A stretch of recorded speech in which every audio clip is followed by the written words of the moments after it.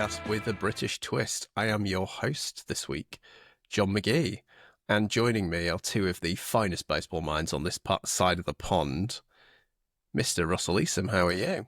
I'm doing good, John. I'm doing good. Baseball season is well and truly into its works. We've had the start of the baseball season in the UK as well, so it's perfect for it to start raining now, so nobody else can play baseball for a while. Yeah. Yeah, how's it going? How's the bat? How's the bat going? Have you got torpedo Uh, bat yet?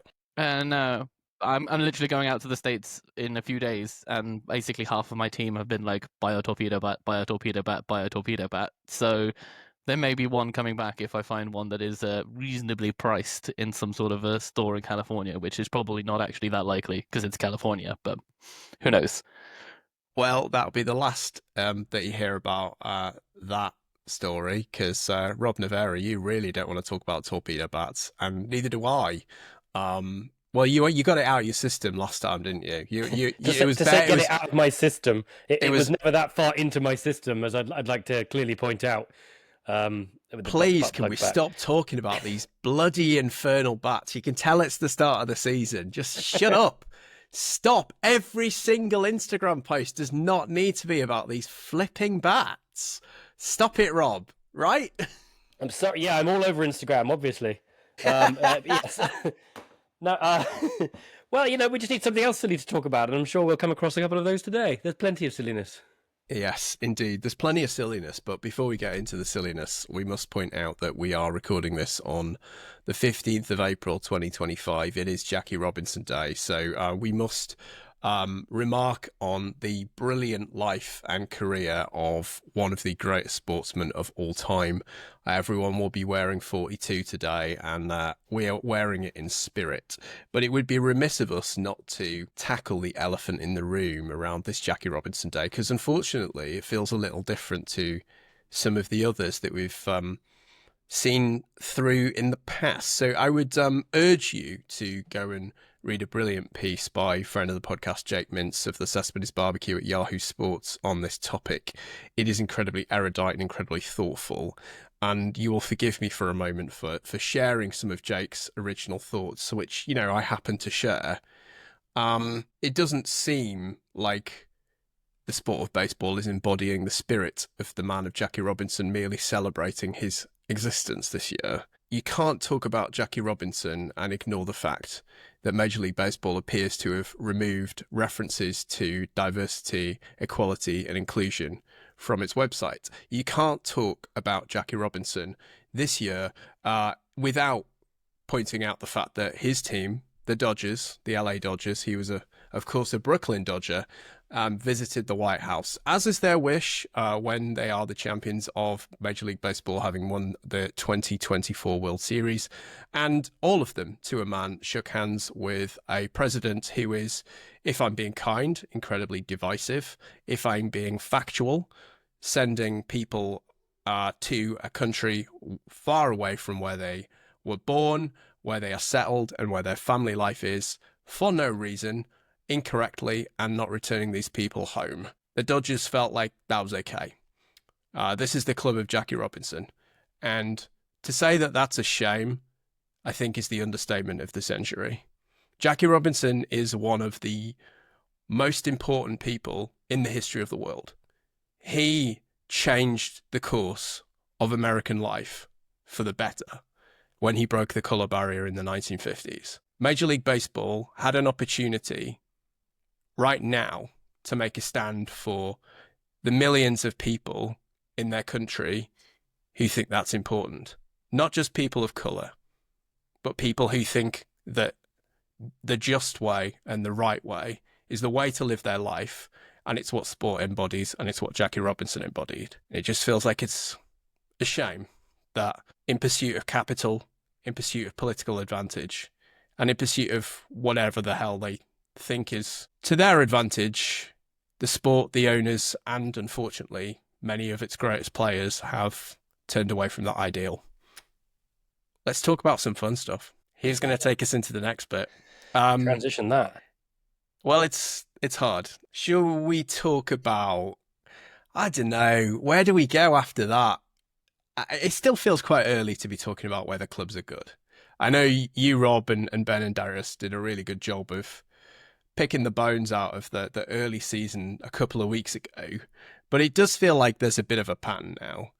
Nowhere more so than in our two favourite divisions, the two central divisions, the NL and AL Central, where it's pretty clear that there are, as we anticipated, not very many good teams. Indeed, there appear to be only 2 out of the 10 teams who are even approaching palatable. So, should we talk about? Well, let's talk about right. I'm going to ask you, which do you think is worse out of these two, Rob? The NL or the AL Central?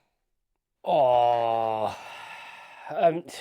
you see, your gut immediately goes with AL Central, I feel. And just looking now at the stats, I think that is kind of backed up. AL Central, but then so like your best guys, you've got the Tigers as your current AL Central best team and the Cubs as your current NL Central best team. And if you're saying which one of them do you think is going to be better, you're probably saying the Cubs. So like that's your top one that's better. And then if you even look all the way down through and you look at the bottom and you say, all right, so the worst team in the division is the White Sox or the Pirates. And again, if you're going to pick one of those two that you're going to back, it's probably going to be the Pirates.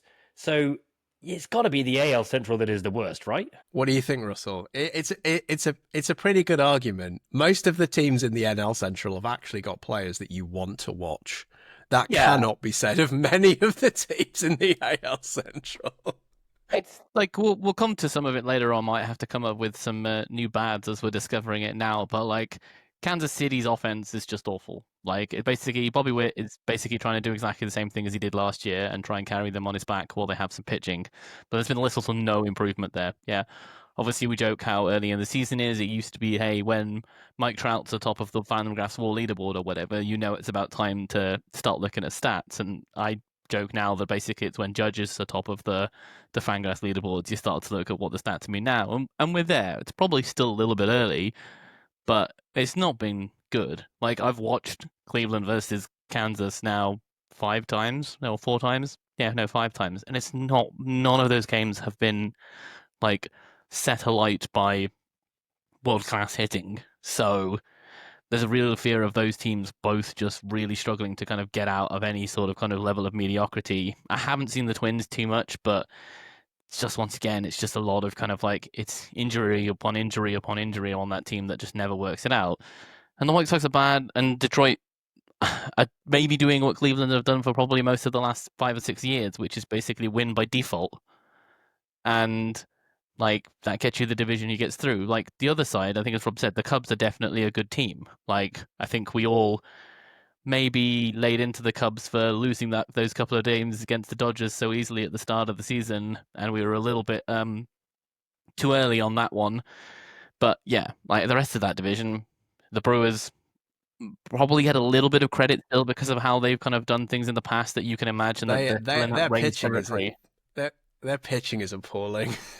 But that's it. But that's what they've been able to find and get to work. And I think Rob can maybe say, as a Rays fan, like that can work for like 6 or 7 seasons, but there's going to be the odd season where it just fails completely. So I don't know if that's going to be that season. Everyone else, it's just such a level of meh.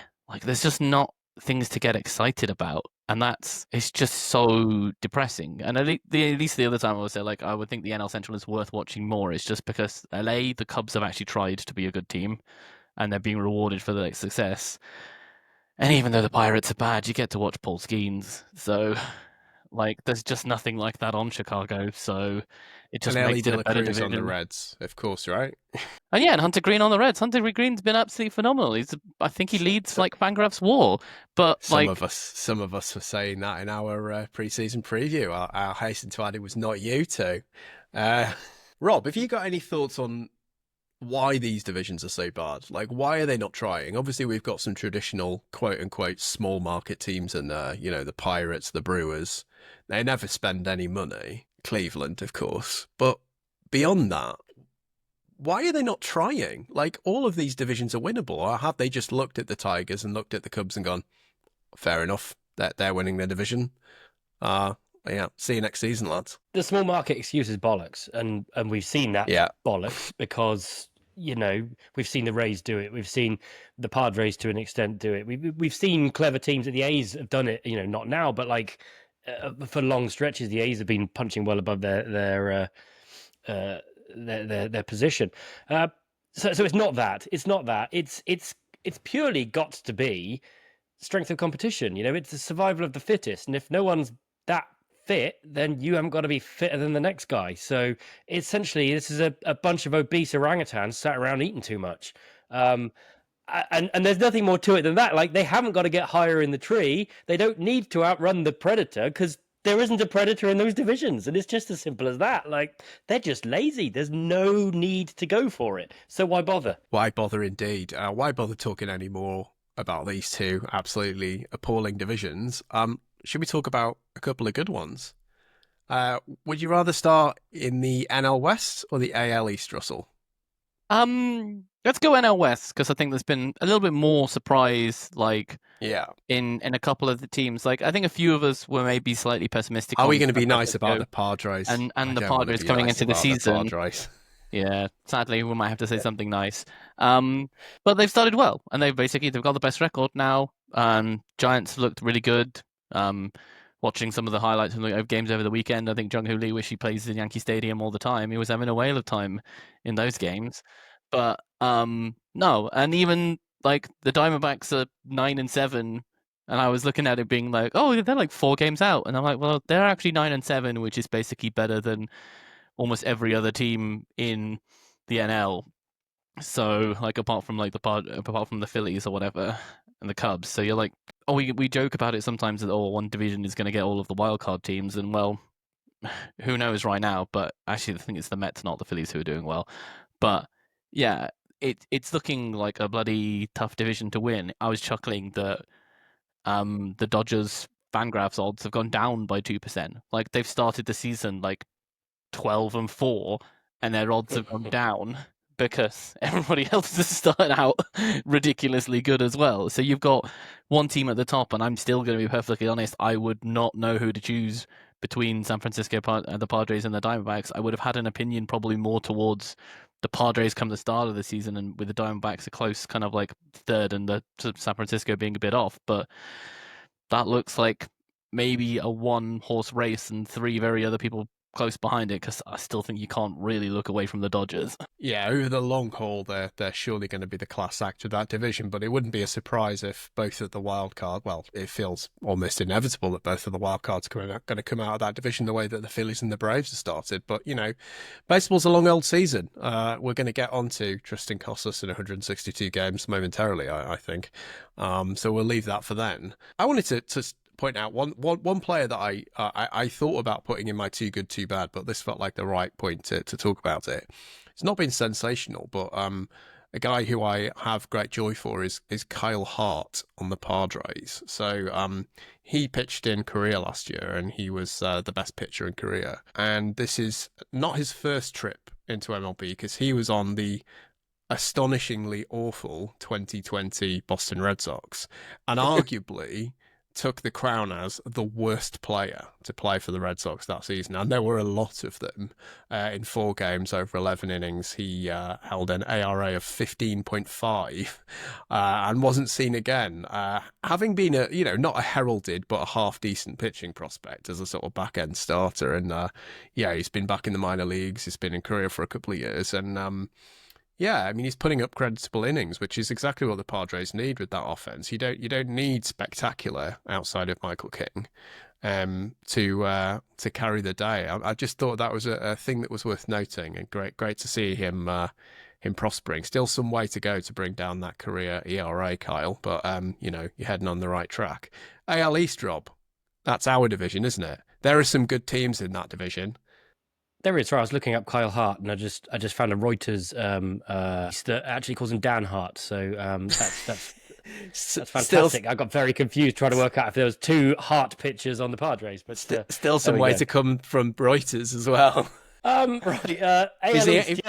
Get your career ERA under 10, and they'll call you Kyle. AL East, yes. AL East, it is a complete toss-up, isn't it? I mean, there was a terrifying butt plug bat moment when it looked like the Yankees were just going to run away with everything. But since then, like anyone, like total roll of the dice right now, and it's fantastic. And it's not a roll of the dice. AL Central style roll of the dice. This is a roll of the dice that you can point at every team and say, that's good. That's really good. These guys have got something really excellent. And there's a lot of it. I mean, I'm very drawn to the AL East anyway because my team plays in the AL East. But if I'm flicking through the other fixtures, it's very often I say, "Oh, I'm going to go and watch a game that doesn't feature in the AL East." But I'm finding myself more and more drawn. Like, okay, look, the Baltimore Orioles are on right now. Let's see what they're doing because they are relevant. Pitching badly, and getting worse through injuries. But every team here is relevant. There is no team you can say, yeah, they're not going to be here at the end. You could feasibly say every single one of these teams is going to be still in it with the last week to go. Like there's going to be wildcard teams coming out of the AL East. That's not a surprise normally. It's not going to be a surprise this year again. There's a lot of good teams. There's a lot of good stuff. Be it strength in rookies we'll talk about later, or there's been some fantastic pitching starts. There'll be some interesting twists from the pitching. We've had a bit of everything from the AL East. It's been a real microcosm of the whole league, but the good stuff. Like we haven't seen the crap out of the AL East. That time will come. There's going to be a dip, but right now these guys, it's just really competitive, fun baseball. It's also got great storylines as well, Russell, has it not? The incredible Orange Crush uniforms, the butt plug bats, Vladito's 500 million, and the on day off day that is Garrett Crochet Day. Sometimes maybe good, sometimes maybe shit. I think what you've got there though is that you've got it's not. There is an East Coast bias in some regards when it comes to like sports media. It's not just baseball. It exists for a reason because it's where a large amount of the population is in the United States. So you can get butthurt if you live in the middle and you don't like it, but guess what? That's where the population is. The media is going to skew towards where people actually live. So it basically means anything that is potentially interesting, we all know about. I had people who don't really know about baseball sending me images of why am I seeing like powder blue versus like bright orange in baseball? Like what on earth is going on? I thought this is something where everybody wore like white. Is this like test cricket or the 1-day cricket? Are they changing like what uniforms look like to make it kind of more appealing for day-night games? And I was kind of like, kind of. Kerry Packer's spirit lives on. Yeah, you've got the someone stepping up like Chiron Pollard in his freaking West Indian kind of like maroon up there to hit the bat. Someone who, personally, I believe potentially could have been a very good baseball player. But that is a digression. Now, it's entertaining. That's the whole reason why we like the AL East. You've got probably the biggest rivalry in baseball, and both teams look like they might actually be good again at the same time for the first time in ages. Like that they're both actually kind of like aligned with doing it, and you've got the upstart Orioles basically at the bottom right now, and everybody was probably putting them right towards the top. I'll hold my hand on my heart and say that I was 100% certain that Vladdy was done in Toronto, and he's obviously now just kind of like got the massive deal, and in some regards maybe made sure that Kyle Tucker gets a massive deal come next year unless he gets himself injured. But yeah, it's like it's where there is the news, and obviously the Rays having fun in their spring training stadium, like getting all of those cheapy homers that used to be like the bane of their existence. And they're now getting some of those cheapy homers themselves and enjoying it every now and then. But yeah, it's where eyes are on, and it's providing the entertainment while it's got the attention right now. Can I sidetrack onto that stupid stadium just for a moment? I'm terribly sorry. I really have to say, like, Jesus Christ, it is. I mean, I watched a game. It was the Rays against the Angels. I lost track of how many stupid pop-up home runs went out to that short porch. Because you've got Yankee Stadium. It's the exact same dimensions as Yankee Stadium at Steinbrenner Field. The difference is New York is north. New York's a bit chilly from time to time. In Tampa, the ball just goes. And my God, was it going. And like, there was Angels players you've never heard of, because let's face it, you've never heard of any Angels players other than Mike Trout. There was Angels players you've never heard of who are like 3 home run games. It was stupid. It was ridiculous, and they are not hitting home runs anywhere else out of that stadium. They are all going out to that stupid short porch, and we all call it the stupid short porch anyway. But like, turn up the temperature, and that short porch is like turning up the stupidity. Like, it's a couple more knocks to the head. Jesus, it's awful. I hate that stadium. Not as bad as the A's one, but I hate that stadium already, and I haven't even visited it yet. Sorry. Get off my chest. It's all right. We've all had something to say. I mean, I did a cold open for the whole podcast where I was, coldly furious, but you've been warmly furious. So Russell, about something that really doesn't matter. It does matter. I competitive balance is important. I too think that stadium makes an entire mockery of the sport. I hate the short porch. I absolutely hate it, and obviously I hate that short porch even more. Right. Shall we go from the sublime to the ridiculous? Yeah. We have to talk about what on earth is going on in Colorado and the south side of Chicago, don't we? Albeit loath and for me to say this, and bad timing, the White Sox did take a series off the Red Sox this weekend, owing largely to Chase Mydroth, who was traded to the White Sox as part of that Garrett Crochet deal not too long ago. But goodness gracious me, they are running out some people you've literally never heard of, and then running out some players who are supposed to be okay, but who are horrendous. What on earth? Like, oh man, the Rockies, they just contriving to find new ways to lose every single week. Where do they go? I mean, what are they doing, Russell? What are they doing? Nobody knows the answer to that question. What's Michael Toglia doing? He's supposed to be good.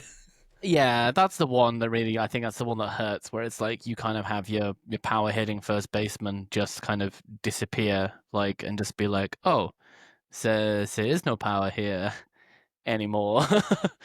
It's like, oh, you always remember, kind of obviously, like with Reyes, with Framil, like when he was at Cleveland, and just went from just being a power hitter to then suddenly just swinging and missing and being looking completely netly overpowered. You're like, it's not good. Yeah, still short sample size. We'll see how it looks in a couple of weeks' time, but it's not a good start. And when that team has basically got, I don't know, 3 serviceable output or like hitters, and 2 of them aren't basically doing anything that you would hope they would do, it's bad. And you then have like Kyle Freeland, like, I think pitching actually okay, sends a teller. Oh my goodness, yeah. It's so bad. But it's like those guys have like still there. I don't know. Like, either basically Colorado is basically the best place or like to live like in the world, or basically the Rockies are like the greatest organization with how they treat their players, how they treat the players' families and people and stuff like that. Yes, as Rob might suggest, but that's quite illegal in quite a lot of other US states now. But the players that want to be there stay there, and they stay there for a while, and they get like nice contracts, and they seem to all have a fairly enjoyable time with what they're doing. They're nowhere near basically ever being relevant, and it'll be a surprise if they will be relevant again in 3 or 5 years' time. Like, I genuinely think that cause might just be effect. Like, you just cannot produce basically like a good team that plays there because of the difference between that and every other field. Now, on Chicago's side, they're bad, and they're bad because they're doing exactly not what Oakland did when they went bad. Chicago decided that, well, actually the way we're going to do this is put out a bunch of guys that you would maybe just about recognize their name and think, oh, that means we're putting an effort in. And it's like, no, if you actually just threw out all of your quad A players and gave them all time, 2 of them might turn out to be good, like Butler did, and I mean, like a few others have done. Rooker was a quad A player Rooker as well. Exactly, yeah. So you just like, Chicago haven't done that. They're throwing out like Mike Tauchman and stuff like that, who I have to say, of the show. One of the most unlucky game-ending players. Yankees. I don't know if did either of you guys see how the White Sox lost the game against Cleveland last week, with Tauchman being the tying runner, going around third and pulling his quad and basically just like limping to the catcher and just being tagged out for like the final out. That was the day after the Clevenger walked 3 people in a row to load the bases and give up the 1-0 loss in a walk off, quite literally. Yeah, I saw the walk off, but I hadn't seen the Tankman thing. It's just they're just not. Couldn't happen to a nicer guy than Mike Clevenger. It just doesn't. Sorry, I'm sorry to sidetrack you. I just got Antonio Senzatella's Statcast baseball savant up, and I mean, as you would expect, there's an awful lot of blue on there. But my word, it is fourth percentile for expected ERA, third percentile for expected batting average, 7th percentile for average exit velocity, first percentile for K percentage, 4th percentile for hard hit rate. Oh my word! His expected ERA is 8.32. Oh my god! Just keep going, Antonio. It's fine. It's fine. I think that's mostly because didn't he just break a record for least strikeouts in a game with no hit with no I don't know. No, he had no strikeout. It was most what the hell am I trying to say? Jesus Christ! Basically without a strikeout or something. Thank you. That. Yeah. Yes, and but scoreless innings. That was it. Most scoreless. I mean, the defense was amazing, but he got the guys on minus 0.3 WAR already, and he's only played 3 times. Goodness gracious me. Yeah, I mean they are both utterly hideous teams, and I think we should move on. Ben's got to listen to this. Poor Ben. So we're going to get on to, we've got a substantive item where we're going to talk about food. I think this is because we knew you were coming on, Rob, and it would just obviously be idiotic, but we'll get on to that in a second. I'm not going to talk in any great detail about the Red Sox Netflix documentary, because I've not watched all of it yet. I've watched a couple of episodes, and it's fair to say that it's, as anticipated, incredibly well made. It gives you that same level of insight and engagement than as the Drive to Survive and Hard Knocks and those sorts of things. And you wish it was this season, John. Yeah, I think it would. Well, it would definitely have been better, but it's so interesting watching that first episode where they were. I mean, Tristan Costas, I alluded to it earlier. His player I'm going to talk about a bit more in a slightly more negative context later, which is Jarren Duran, who had a brilliant season for the Red Sox last year. He was the shining light of the team, and also went through some unfortunate off-field issues, using a slur, which is entirely unacceptable. But there's a whole episode about Jarren Duran, which I've not had the opportunity to watch yet. But it's about the fact that he attempted to commit suicide during that absolutely desperate run that he had in the 2022 season a couple of years ago in his rookie season, when, if you'll remember, he was just absolutely shot on the field. Like, he couldn't track a ball, he couldn't hit a ball, he looked completely overmatched. And I was quite worried about him. So I just wanted to make that point that what an incredible thing to do. Like, that is going to save the lives of a lot of young people who are in and around the sport of baseball, who look up to him and admire him as a player, or maybe don't even know about him as a player. Being that vulnerable in that context is admirable of anybody, regardless of who they are. But for someone with that platform, I think it's just absolutely extraordinary. Like, hats off to him, and hats off to the people who created an environment within the context of this documentary that he felt comfortable enough to share that. Hats off to the people in the Red Sox who knew about this. There were a number of them, including Alex Cora, and who made him feel comfortable and confident to share that too. That shouldn't have been the story of this documentary series. Everyone hoped it was going to be the story of a Red Sox triumph, but in a way it is. He's created that triumph for them, and I admire him immensely for it. I'm going to be horrible about him in a bit, but not as horrible as I was in 2022. I think, like, but even for us, like, I guess that, like, Jarren Duran is not listening to, like, our podcast, or probably any of his friends or family or who are associated with him, but like we the pressures that are going through basically some of these top players, especially when they're young and been touted for a considerable amount of time, is so beyond anything that I could possibly like comprehend, that actually like hearing somebody say this is it is a powerful message, and it's one that kind of like you do realize that like you hope that it does make a difference, and it, yeah, just to reiterate what John says, it is a pretty amazing thing that has come out of like something stuff like that. And in some regards, it puts more context behind like who he is and what's happened like afterwards. Like, doesn't necessarily paint him in a better light for kind of like what was said in a bad incident in last season, but you can see like where things are like touching a nerve that you didn't potentially know that like existed, which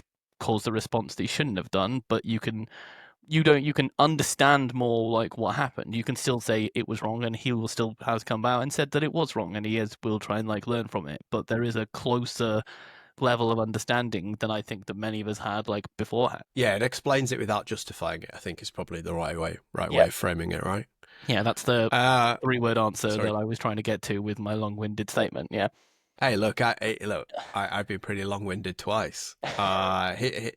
Who knew that 4 hours sleep and a trip to the gym would make me incredibly maudlin? Apparently it has. Here we go. Should we talk about food? We are going to do... Long-winded to needing wind. So there's a link there. I mean, somewhere. there's definitely some stuff on this list. I teed that up. Just take it away. There's definitely some stuff on this list of ballpark food that would give you wind. Russell, do you want to take it away? Do you want to explain the context of what we're doing here? Yes. So pretty much at the start of every season, there seems to be a group press release by most of the major kind of like sporting sites on what is the new ballpark food that is going to be out there. I say it's a group press release because I looked at this and I saw basically like an ESPN article, a Forbes article, like all of these things with almost exactly the same headline being like 2025 new ballpark to grab or whatever. So I'm guessing that it's ready to roll out. But we've had a look, and some of us like the look of some of these things. Some of us may not like the look of these things, but we're just going to do a quick little grab draft to kind of be like claim what you think is the best ones of the ones available. We will tweet out a link to those so we can view the options that were available that we didn't get to. But if we are willing to go, gentlemen, I will try and grab the first pick then for what I would personally most like to eat from these new options.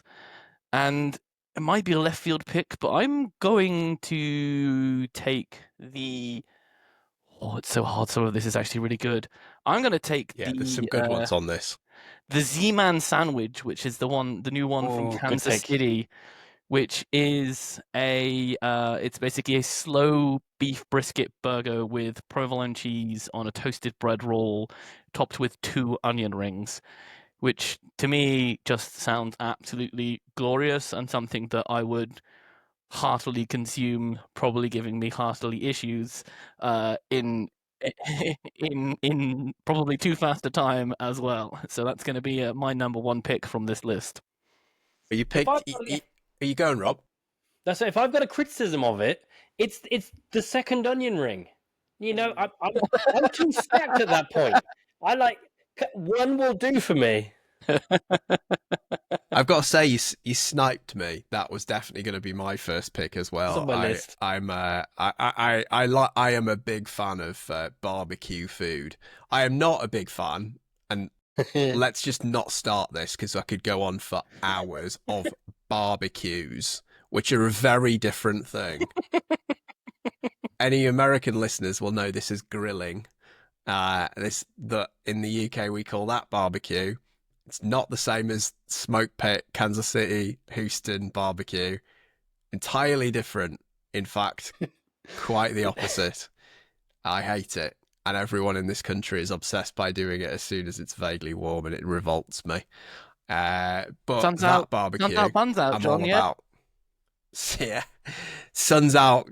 I'm closing the curtains, and anyone... Here comes salmonella poison. Anyone giggling anywhere near me, like when I say near, I mean within about 2 kilometers of me, is going to get fly sprayed in the face. Given you've Anyway, already been yes, sniped, John, this sandwich though looks good. given you've already been sniped, It let's does. give Rob the chance to snipe you again. So, Rob, see if you can take the top 2 off John's list. Where's he going to go? I mean, okay, Are you picking your own, or are you picking one that's going to annoy me? well, I mean, you've taken the barbecue range, so I mean, there's some other good sandwiches on here. There's some other good barbecues. Well, I'm going to go something a bit. You might put it on a barbecue. I quite like the Kansas City Royals Slugger dog, which is a chorizo topped with manchego tempura batter, Doritos Cool Ranch crust, and avocado aioli. And I think that's fantastic. It's on a stick, so it's like good ballpark food to start with. I think it's fairly manageable into your mouth. You know, it's something you can eat at the ballpark. I don't like the fact they use 3 R's in the word slugger. But you know, who doesn't like a decent bit of battered sausage with some aioli drizzled over the edge going down your chin? It's lovely stuff. I don't think it was going to be my number 2 pick, but it was certainly pretty high up my list. Like I think it was probably a toss up between that and another one. It did genuinely just make me think of like a luxury battered sausage. So I love it. Again, why not? National dish. Listeners in the States, look up a battered sausage. That is a culinary delicacy for the ages. I love a battered sausage. But yeah, that looks nice. Actually, genuinely looks nice, that. Okay, so my number 2, it was completely off in the other direction, but also relatively basic. Just give me the tiramisu in the helmet. Yes, please. Oh, no. Oh, mate. I love tiramisu. I absolutely love it. I love a pudding in a helmet. Oh, I'm all about it. Even if it's got an NY on it, get it in my face. I mean, like a tiramisu is like almost like a faux classy dessert. Like it's a bit 80s, but it's got, you know, there's a bit got into it. But I love it. It's kitsch, mate. It's kitsch. I'm all about it. Pile of crap in a plastic helmet. No, get it in my mouth. The only thing that I agree with John that I do like a good tiramisu. The only thing that would upset me is that this is obviously in one of those tiny dessert helmets. I would much like it in one of the ones that you would normally get your nachos in. So if you gave me your hachos, gave me a tiramisu in one of those hacho hats, then maybe we're talking like that's what then we would be talking I had a mac and cheese in one of those hacho helmets from a minor league game for the Detroit Tigers, and it nearly killed me. It was full hacho hats worth of mac and cheese, and I was determined. And by the 8th, and it was really, really hot. And by the 8th inning, I wanted to die. And that wasn't just because it was spring training baseball. If you are watching this on our YouTube channel and can only see Rob and Russell's happy facial complexions, I will illuminate you that they are 2 of the more well-built members of our team. Let's say. Dare you? Robust is perhaps a more thoughtful it takes word. effort to stay this way, yeah.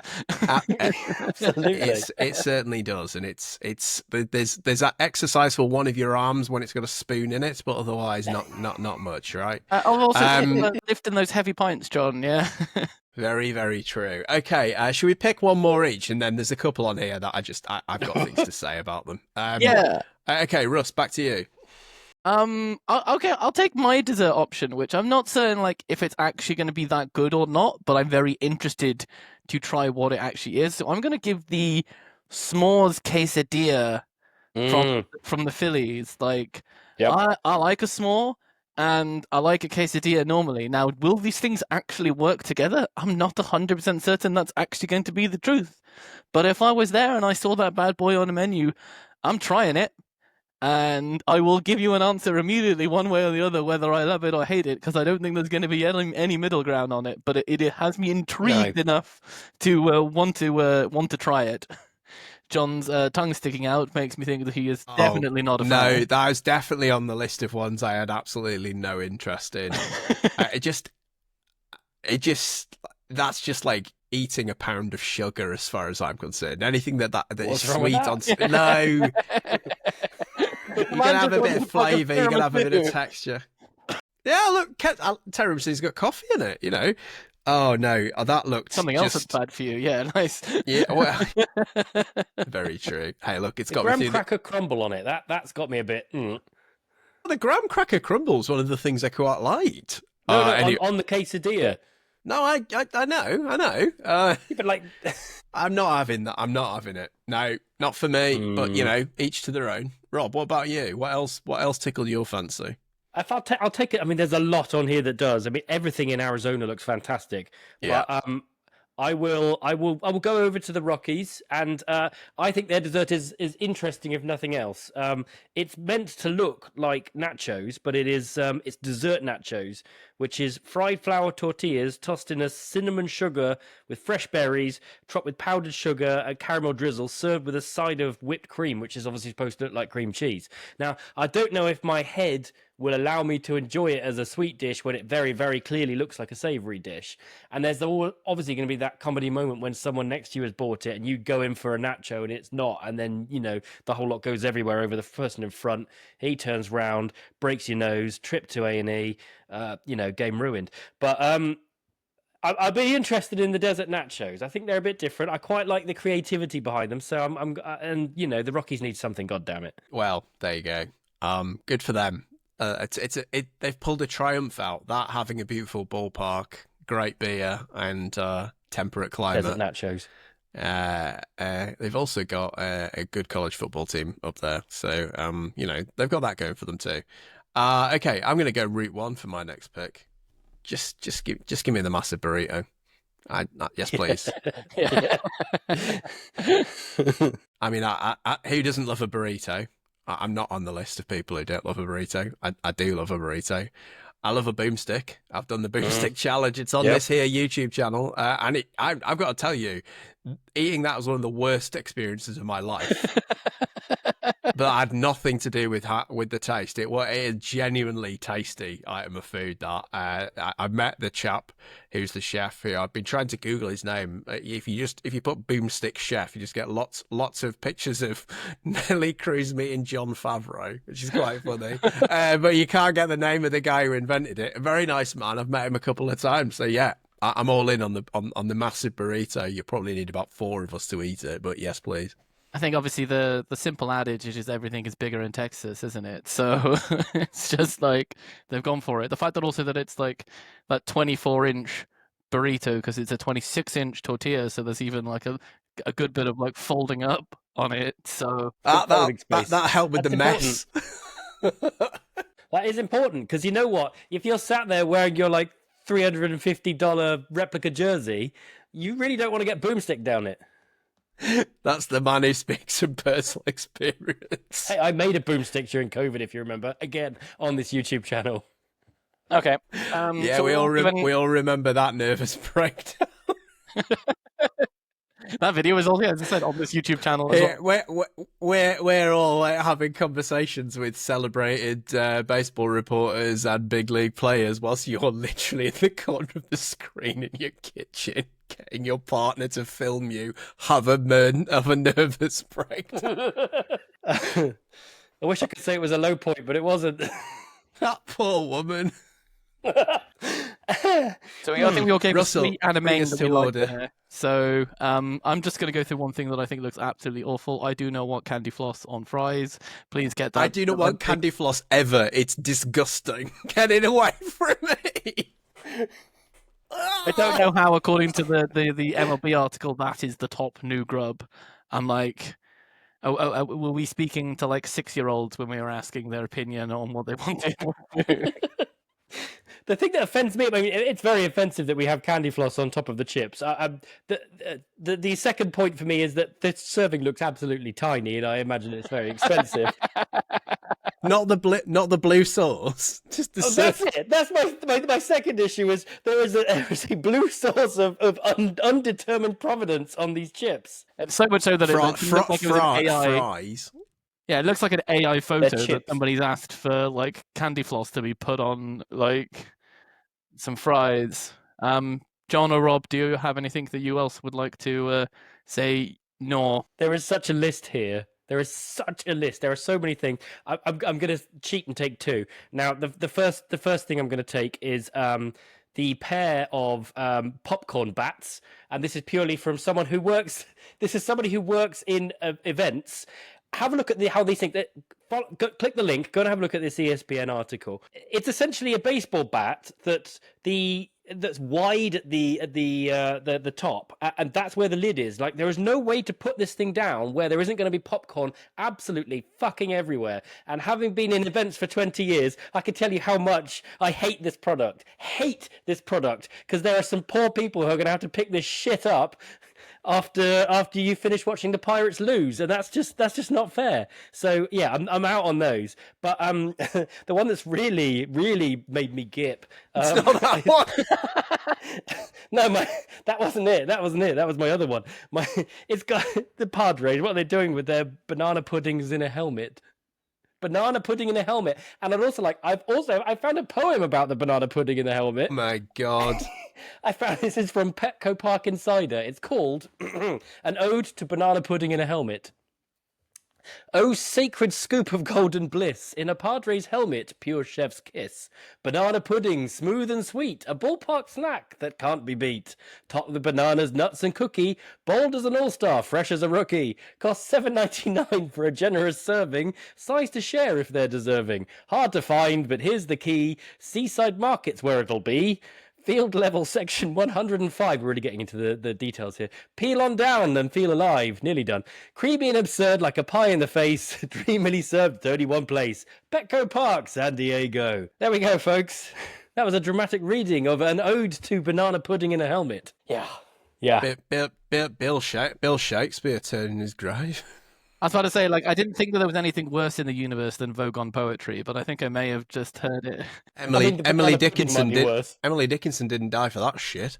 Honestly, I tell you what, the reason I was putting my thumbs up when you were talking about that is because that was also going to be on my list. But mine, I mean, the concept is atrocious. The poetry was abysmal, and I kind of feel like pretty furtive about censoring myself. I am horrendously allergic to bananas, and the notion of bananas being anywhere near me makes me gip anyway. So seeing that just made me just angry.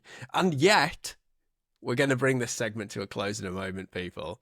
It is not even the one that I like the look of the least. There's The White something you're Sox. allergic to, and there's something worse. I think I would genuinely rather eat that than that White Sox cake thing. Now, I know that the banana is going to make me violently ill, but looking at that thing makes me feel sick. It is disgusting.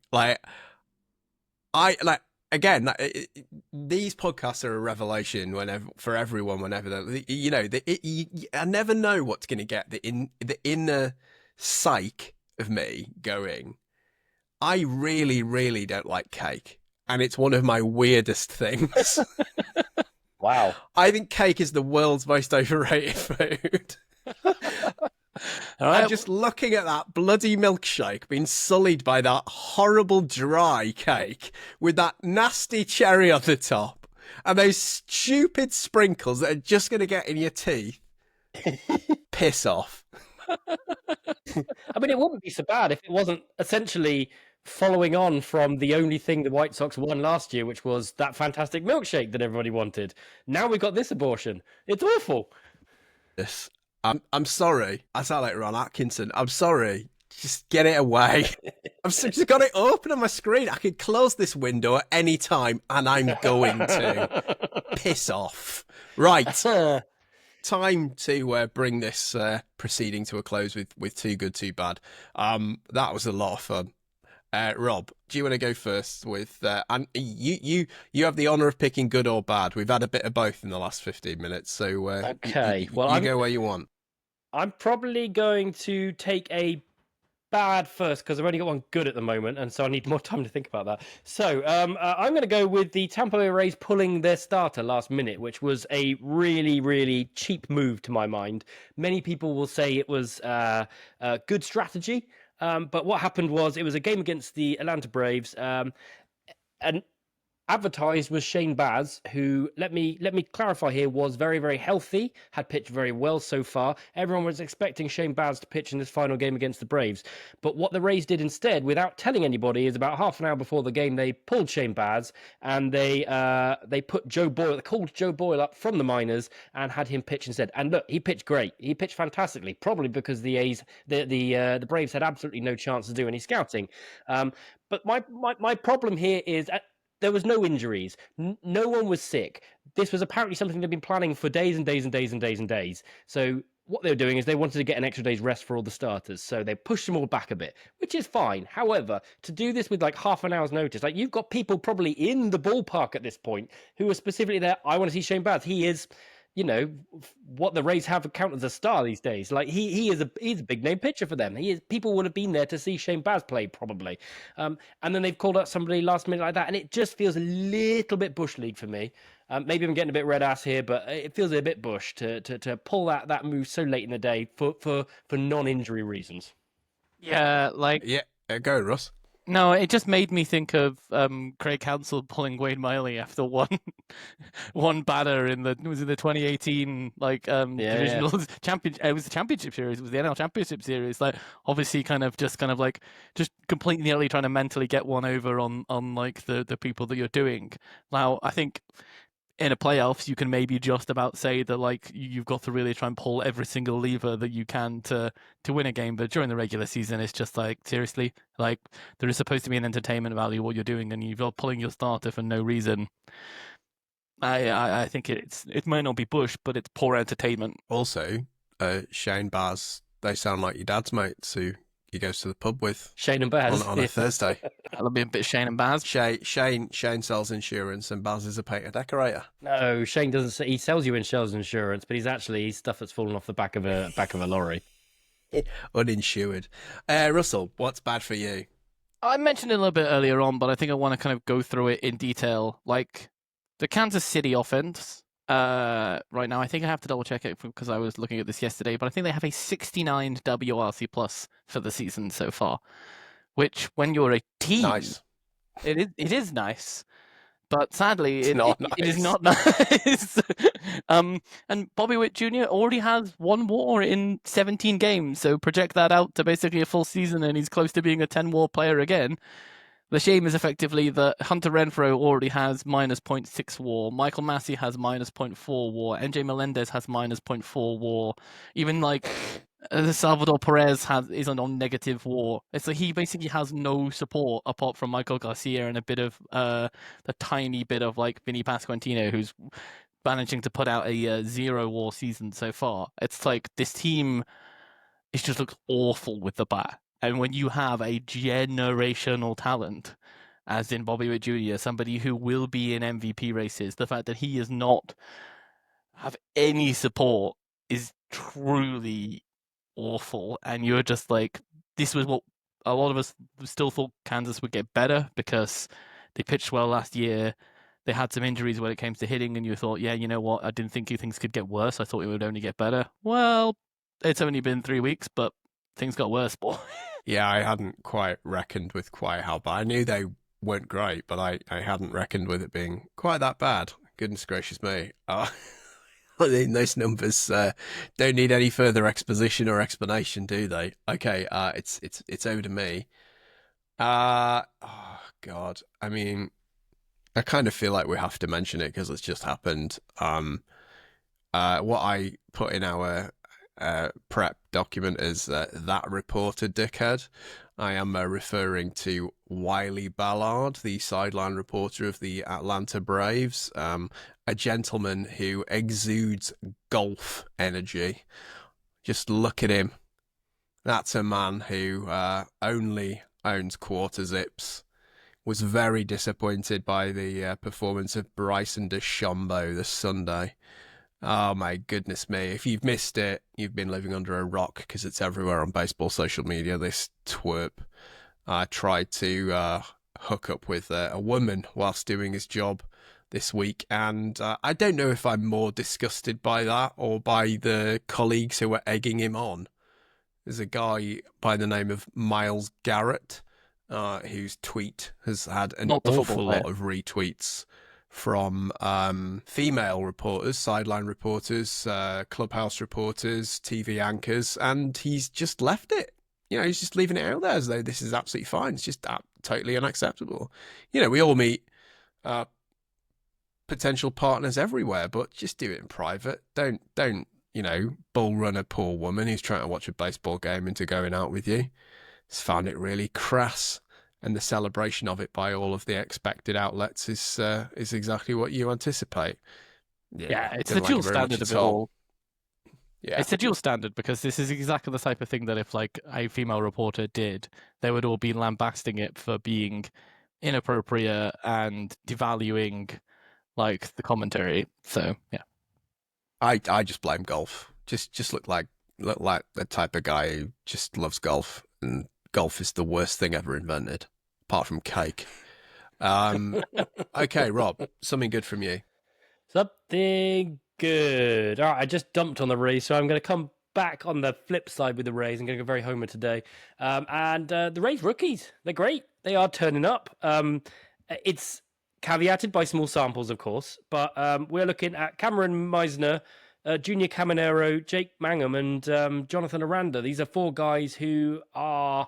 They've all hit the ground running. It's fantastic to see. From a Rays fan point of view, and from any fan point of view, you get that thing with your rookies. They're going to come up, and yes, they're going to have some bad times, but they've got to pass that first test of can they actually do it at all. And these 4 have all just like bang, yep, they can do it. Whether or not they can adjust later on, those are all things. But they've passed that first hurdle big style, and it's just really nice to see like some young Rays hitters actually hitting and not getting in trouble with the police. So this is a nice, friendly, well put. family fun.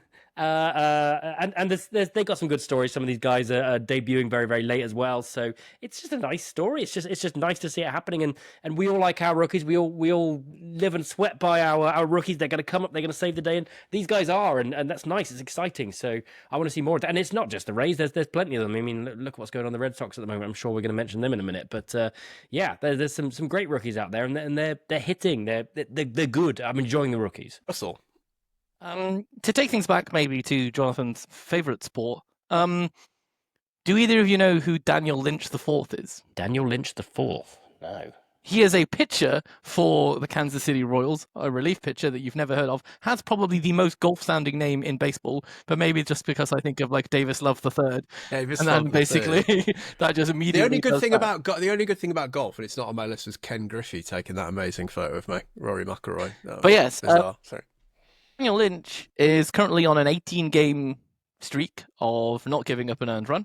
He has pitched 28.2 innings and has not given up a run. He hasn't given up a run since August last year. And I just love it when there's stuff like this, where there's like completely and utterly random reliever that nobody's ever heard of that is chasing the 20-game streak, which really doesn't happen like in Major League Baseball of not giving up a run.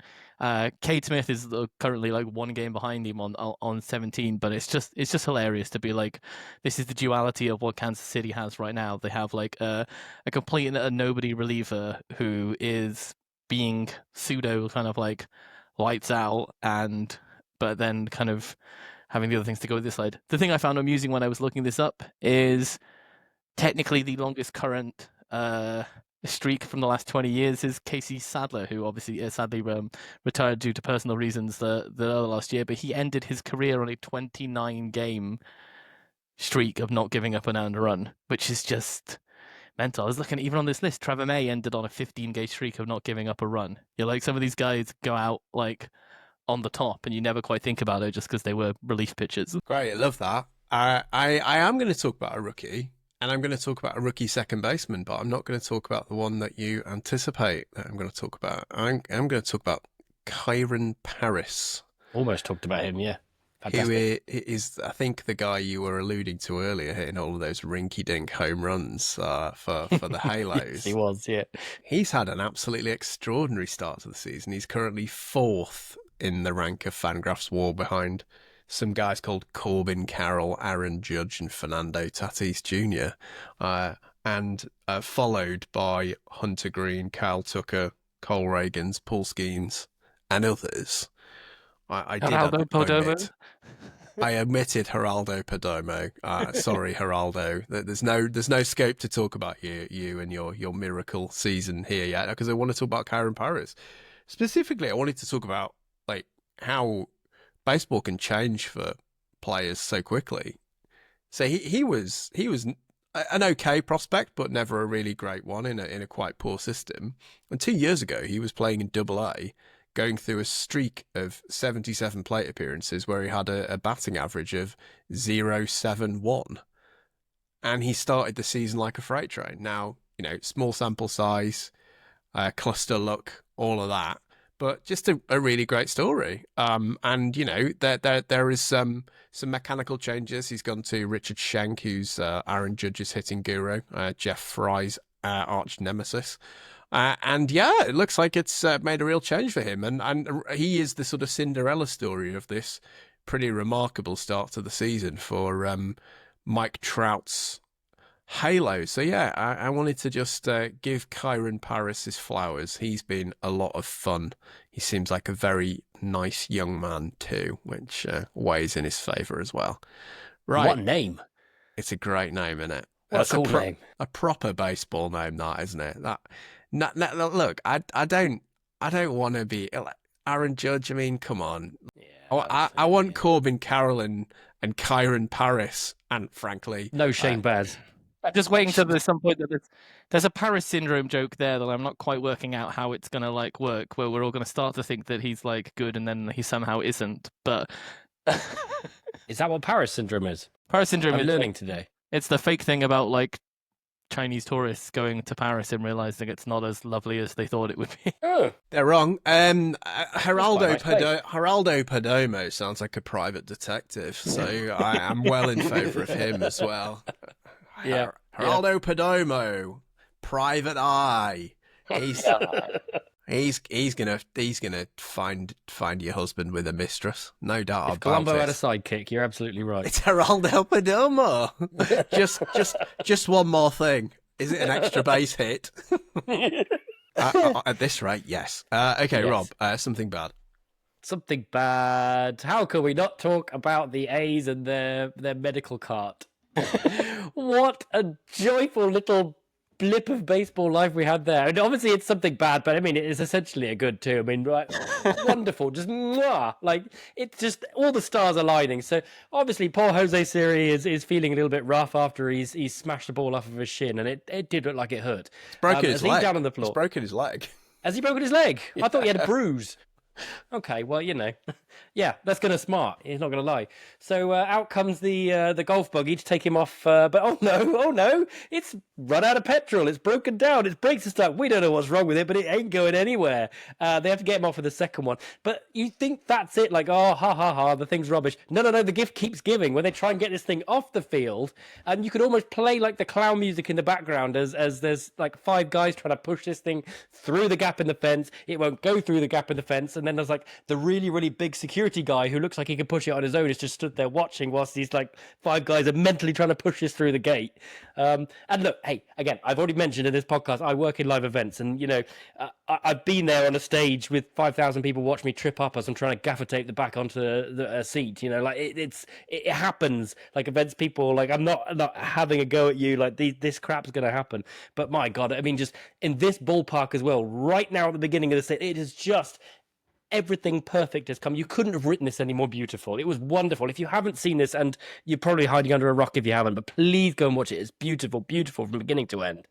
There's almost certainly a version of it with the Curb Your Enthusiasm theme music. Yes. Yeah, but when do you choose to play that? There's so many points where you could play the Curb Your Enthusiasm. You could play it when he gets hit in the shin with the ball. You could do it right there. You could do it when he's getting stuck on the thing and it stops. You could do it when they're going to do it. It's like the Lord of the Rings. There's so many freaking endings going on here if you wanted to put it there. Oh, I loved it. Russell, it's you. I think Emmanuel Clase might be broken. He's given up more runs so far this season than he did for the entirety of last season. His slider just isn't like working the same way it did last year. I don't know if he pitched too much, and because it doesn't really look too much different from maybe like a mile an hour slower on the velocity. If that's the difference basically between it being basically one of the best pitches in baseball to it being like a below average pitch, geez Louise, like you understand why these relievers are volatile, and it's just it could be a bit of small sample size luck or whatever, but he's just looked bad in pretty much every appearance he's had for Cleveland so far this season. And if you had given me like money to put on which one of like the four Cleveland relievers who did really well last year would have a 7 ERA, it wouldn't have been him. Like two of them have still got zeros, and one of them's got a freaking 1.8 ERA, and Class A has a 7.71 ERA through 6 appearances. It's like, oof. You just wonder, like, did they just ask too much of him? Like, from me and John having that conversation with Jay Jackson when he talked about like just getting to the postseason and being like, well, I was crap because I literally had nothing in the tank. Like the number of times I've gone up and down and other stuff like that, and just like, you really think they can break? We know what happens with starters, but can you do it with relievers as well? Ask them to do like 100+ innings in a season, and then you know what, they're done. And who knows? Hopefully he gets back to it, but it's not looked pretty to start the season. Relievers are fungible. Sam Miller. Yeah, I also want to, unfortunately, talk about a couple of players who seem broken. And it's also, I'm not going to lie, a little bit of a victory lap for me because, you know, as aforementioned, I spent most of 2022, transpires that timing was not particularly appropriate, saying that Jarren Duran and Tanner Houck were two of the worst baseball players in the history of the sport. Jarren, bless you. I wish you nothing but the best. And you've been extraordinary for the last 2 seasons. One of the very best players in baseball for the last 2 seasons. But it looks like you're broken again. And I hope you get it right for the conversation that we've had before. But he looks like he can neither hit the ball nor field it. He is the worst fielder in baseball, and he was a pretty serviceable centre fielder last year, and he is now the worst outfielder in baseball. He's playing in left field now, which is supposedly an easier position, and his batting is wretched. No home runs, barely any extra base hits, OPS of 581, which for a leadoff hitter in the AL East is not going to cut it, and yet Tanner Houck really has turned into a pumpkin. God love him. He is extraordinarily bad. He has a 9.16 ERA. If you look at his StatCast page, it's almost as blue as dear old Antonio Senzatella's. And let's say Jarren Duran's ceiling has been rather higher than that man's. The stat that really stuck out to me is, albeit small sample size, he's running at three barrels per plate appearance higher than he was last year. So he had 4 last year, and it's 6.9 this year. That seems quite bad. Almost seems like he's pretty much putting the ball on a tee and saying, you do what you need to do. Yeah, I mean, he was absolutely wretched against the Rays yesterday. He got left out too long. He did, but he got absolutely boat raced. The bullpen has had too much to do for the Red Sox so far, and that's probably why they were like, yep, you're staying out there. We've lost. Yeah, I feel for him. The whole of the Red Sox rotation outside of Crochet looks a bit of a mess, and they're desperate for Giolito, Bayo, and hopefully Crawford to come back. But yeah, it looks like Jarren Duran and Tanner Houck might be headed to the old Phantom IL, I think. I hope they get a reset because they've been really, really good the last 2 seasons and proved me wrong, and I desperately don't want them to prove me right again. Rob, talk about something good. Good. Sounds initially like something bad, but it's actually I think is quite a good thing. It's that bloke who wrestled the ball out of Mike Trout's glove at Houston. It's almost sort of exactly the same as the Mookie Betts incident last year, where 2 chaps wrestled the ball out of his glove and were particularly unpleasant about it afterwards. This chap's done it, and this is how it should have gone first time. He even looks a bit like Mr. Capobianco from last year. What's happened is he's clearly reached out for a ball he thought he had a go at. There's been a rush of blood to the head, and he's gone into Mike Trout's glove, and he's had the ball out. And but what makes this better is Mike Trout is quoted as saying the bloke was immediately apologetic. And afterwards they met up. He's apologized to him. Trout signed a bat for this guy's son. it all just played out the way it should have played out last year with Mookie Betts if those two guys weren't such arses. So fair play to this bloke. He's made a mistake. He's copped to it. Fair play for Mike Trout. He's immediately gone, what the hell's gone on here? And then he's accepted the apology. Everything's ended up happy. This is how it should be. If occasionally fans are going to clash with players because there is a line, a very thin line where they meet. And this one worked out the way it was supposed to once it went wrong. So well done, everyone, for keeping your heads and for being decent human beings. Have you heard what the home plate umpire said? He was asked, what was the difference between that play and the Mookie Betts play at the World Series? And his response was, I haven't seen the Mookie Betts play at the World Series. Which is basically, this is an umpire who basically spends his entire year umpiring and doesn't watch basically like the most important games in the world, which is either terrific work-life balance or horrendous work-life balance. I'm not 100% certain like which way it is. Or you've literally just lied out of your ass in front of absolutely everybody. So I just wanted to add that on because it was just an amazing quote from an interview. You wouldn't get that under Howard Webb's Pogmol. Yeah, I'm pleased you spoke about that. Mike Trout, absolutely all class.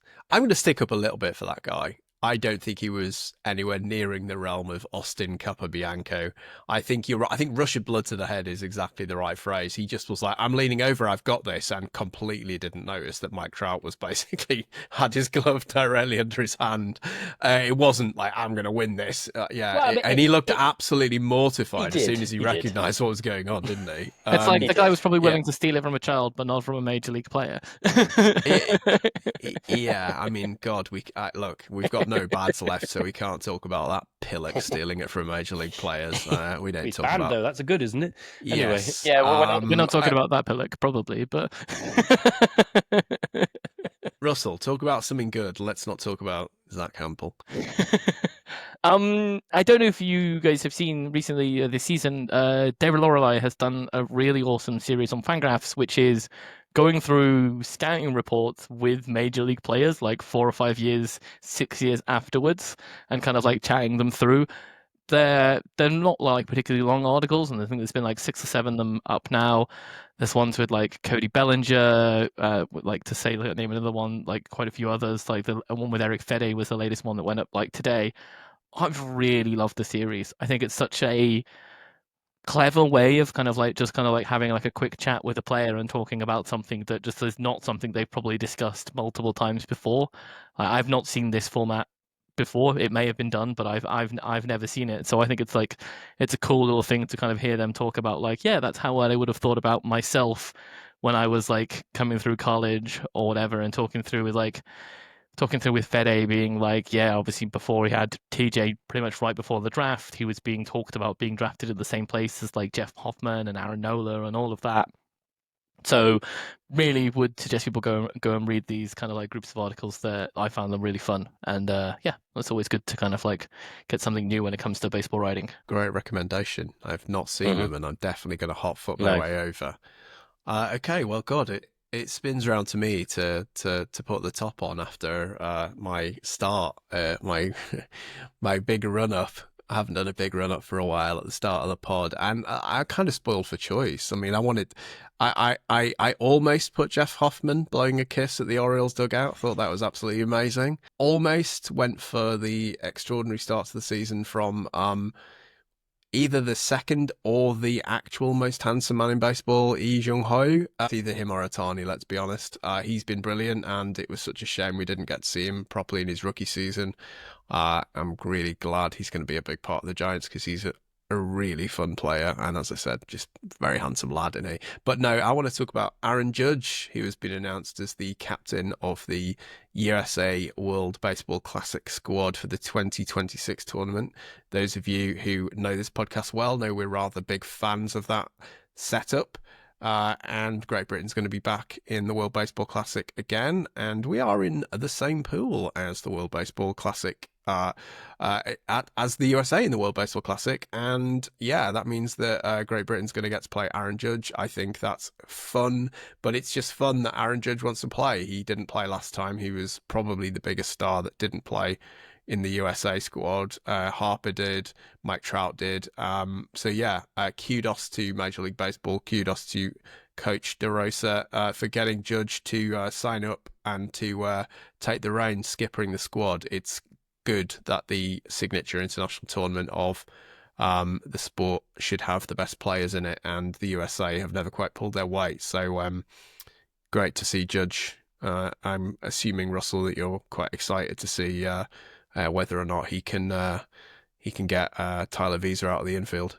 Yeah, that's what you kind of think about it. You're talking about like who are these guys that are going to get their opportunity to face this and do well. I think obviously the real fun side to me for this is that like this is, I think, an attempt very early from like they announced DeRosa that like a few days beforehand. Now announcing like Judge. I think this, I don't know whether it's deliberately or not, will put pressure on a lot of other players to be like, we're gonna freaking take this seriously. We want you involved. I've already seen Tyler Glasnow say that he wants to pitch, which is probably like exactly not what the Dodgers wanted to happen.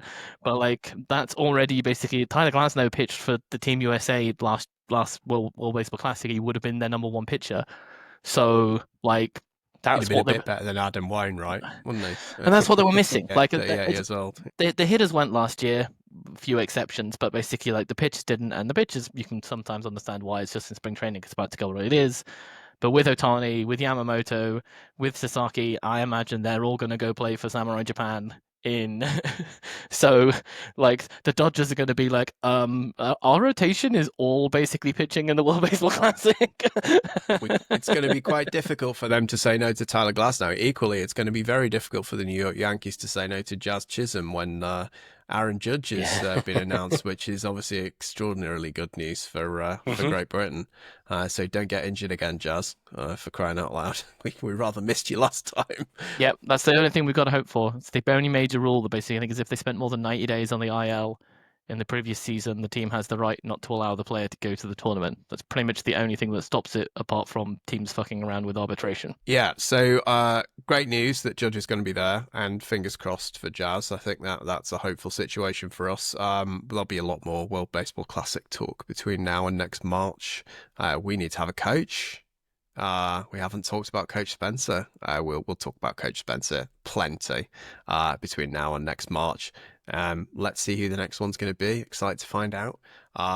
Maybe I was hoping maybe Mark DeRosa would come for us, but we can do better than that. Great, chaps. It's been a pleasure as always. Why, when it's you two, is it always long? Gav's going to be so unhappy. Gav, get over yourself. You put you and me on a pod, John. Yeah, exactly. And Rob, it's been a pleasure. I would ask you if you're writing anything, but you're not. So yeah, please subscribe to this podcast. It really does help spread the word in the old algorithm. If you like us, tell a friend. If you don't like us, don't tell anyone. And we'll see you again next week. Goodbye.